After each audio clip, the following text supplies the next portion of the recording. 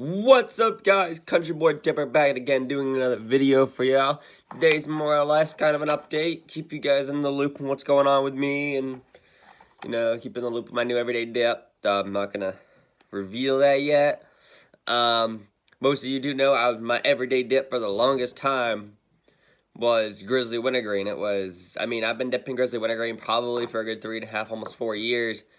And most of you know that was my everyday dip for the past 4 years. If you've been watching my YouTube channel, you've been watching my videos, that was my everyday dip for the longest time. I just started this probably about a week ago, and it's just, the cut's great, taste is great. It's just, all in all, a good dip. Definitely, the flavor's definitely there. You can still taste the tobacco taste in it. You still got all that stuff in it. Well, that being without further ado, new everyday dip, Copenhagen Mint, surprise, surprise. I did a video on it probably about a good month ago, and shit. But that being said, let's get a fucking pinch in. But yeah, my everyday dip for the longest time was Grizzly Wintergreen, and I like the Copenhagen Mint. Because, the cuts, it's definitely the cuts there. You can definitely see how it's nice and juicy. You really can see the fact that she really is nice and juicy. And that's what I look forward in a dip, is being nice and juicy. And I find the more juicy it is, the longer the taste will last. And for me, that's a big key to me. Because, I do a lot of long road trips, a lot of drives. I'm on the road a lot. So I like to be able to get in my vehicle, get in the truck, get in the car, and just drive. Not have to worry about, when I was dipping Grizzly. If I were to drive, an hour away, I'd be dipping Grizzly. I could take it out every half hour if I can put a new dip in, because Grizzly doesn't last as long. The thing I love about Copenhagen, like this, I can leave it in the whole ride there. I can have it while I'm there, doing whatever I'm doing. It lasts Copenhagen lasts a good hour. It's definitely fresh. Tastes really good. Minty fresh, Gotta be minty fresh all the time. And all in all, it is a really good dip, all in all. And I never thought I would end up switching to Copenhagen, because I'd always shit and bash Copenhagen. I'm like, Copenhagen sucks, it's not the best dip out there. Because a lot of buddies of mine, they all dip Copenhagen. They're Wintergreen, Copenhagen Mint. And I was the only guy still dipping Grizzly Wintergreen. I was like, shit, maybe I'll switch to Copenhagen, give it a shot. And bought a couple tins of it, did it for a good solid week. And turns out it's my new everyday dip, because it's fucking great. Copenhagen really just has done something good. But another kind of more to touch on too, with my truck. I haven't, you guys see my cover photo. It's my truck, big bitch out there.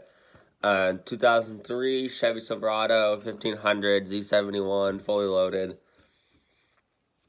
Good truck. Had it for about a month now, and starting to like it more and more. I wanted the Duramax. That's what I wanted to buy. I was looking at an 06 3500 HD turbo diesel Duramax. I think it was like a dark blue, kind of like the color of this tin, like a blue. It was a really nice looking truck, really clean. I went to go look more and more at it. And frame, there was a crack in the frame. Frame was rusted out. Needed rocker panels, cab corners. Cab mount, needed a whole new bed. The bed was rusted right out. It looks good in the pictures until you go and look at it, and I'm like, I'm not gonna buy a truck that I'm gonna have to end up dumping money into. And then a buddy of mine happened to be selling this Chevy, and I was like, I'm gonna go take a look at it. Picked it up for $3,000. I'm like, sweet. I just saved a lot of money, because that truck I can do a lot too, Yeah, I get it. It's not a diesel. And I'm a diesel guy. I like my diesel trucks. But truck's a truck. And that Chevy, my good friend of mine, he's got 2500 HD Duramax, and we parked trucks next to each other. He doesn't have a lift kit in it. His is the same year as mine. His is a Z71. We parked our trucks next to each other, and in reality, the only really difference between mine and his is the rims. The rims and the little bit of a stance it has difference. There is a little bit of a stance difference and a little bit body looks difference. Other than that, like when you hop in the inside of our trucks, mine and his trucks, they look the same. Like there really isn't a difference between it. I mean, under the hood, yeah, it's Duramax. Under the hood of mine's just the 5.3 Vortec, which sucks. But I mean, maybe a year down the road, I can fucking engine swap that because that truck can handle it. I mean, so it's not a bad truck. Good looking truck, drives nice, rides nice. Definitely loves the mud. That's for sure. She loves it. She loves getting down and dirty. Doing a new exhaust system, putting a whole new exhaust in within the next month. Doing a lift kit, tires, rims, all that within the next month. So I'm gonna try to get a video for you guys of working on the truck, doing the exhaust system, show you guys how to do an exhaust.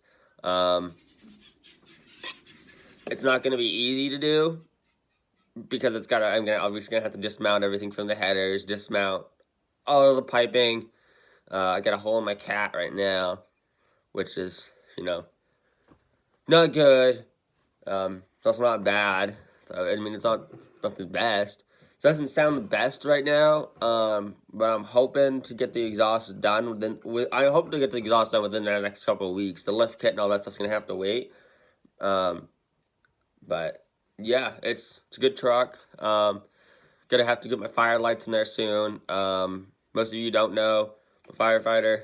I don't really talk about that as much as I talk about it here and there, but most people that know me and know me personally know that's what I do for a living. I'm a firefighter, and that's my job, and I love my job. I wouldn't trade it for the world. And that was one of the reasons why I wanted to get a bigger truck, because I had a 2-door, and I don't like the 2 doors because I got to put all my fire gear in the freaking passenger seat. That's not fun to have, because then you can't have passengers. You want passengers, you got to take all your gear out, then you got to put it in your toolbox, and then you get a call, you got to dig through your toolbox, and you get all your gear out. It's not as easy to do. Because I don't put tonneau covers on, because if I put tonneau covers on, then I can't have my toolbox, I don't have my bed space, it's kind of... You don't really have as much bed space. Yeah, you take your tonneau cover off, put your toolbox in, but then you got to keep doing it, and there's just no point in doing it. Like if I need something that can't get wet, I can put it in the garage or whatever. There's no point in doing that. I'm hoping to have an off-road video up for you guys soon, probably within the next couple of weeks, take that truck off-roading, see how she does. I mean, I've taken it out to the field, and she does pretty good. She rides nice in the field. She loves the mud. Four-wheel drive works great in that truck. That was another thing. It's hard to find a 1500. Like, I've been looking around. It was hard to find a 1500 in four-wheel drive, which is weird. I noticed that. It was hard to find the 1500 in four-wheel drive. Same thing with the GMC Sierras. You don't really find 1500 as much in four-wheel drive in the newer trucks.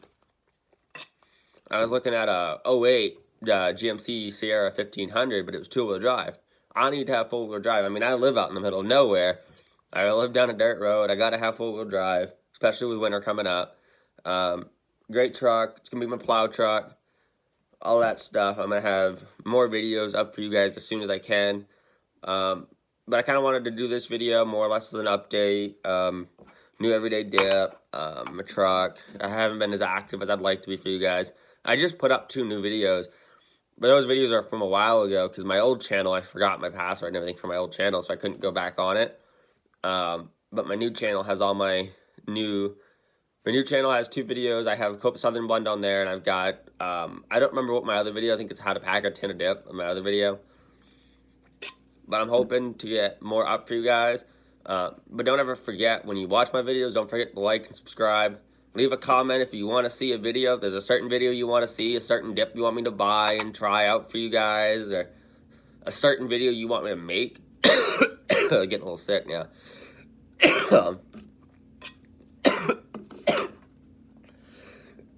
It's that time of the year again up here.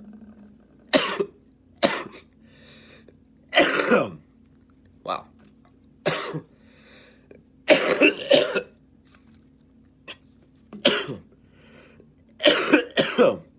Wow. It's so once in a while. But yeah, don't ever forget to like and subscribe my videos. But like, if there's certain things you want to see, like I said that a lot on my old channel, like if there's a certain video you want to see me, try like some fucking weird dip or whatever. Or if you want to send me a dip to me to review or whatever, because up in Maine, we don't really have, we have a good dip selection, but we don't have the best dip selection up here in Maine. We kind of got, we got the basic copes. We have Copenhagen, Grizzly, Skull, Longhorn, well, Shithorn as I like to call it. You don't really see Stokers up here much. We've got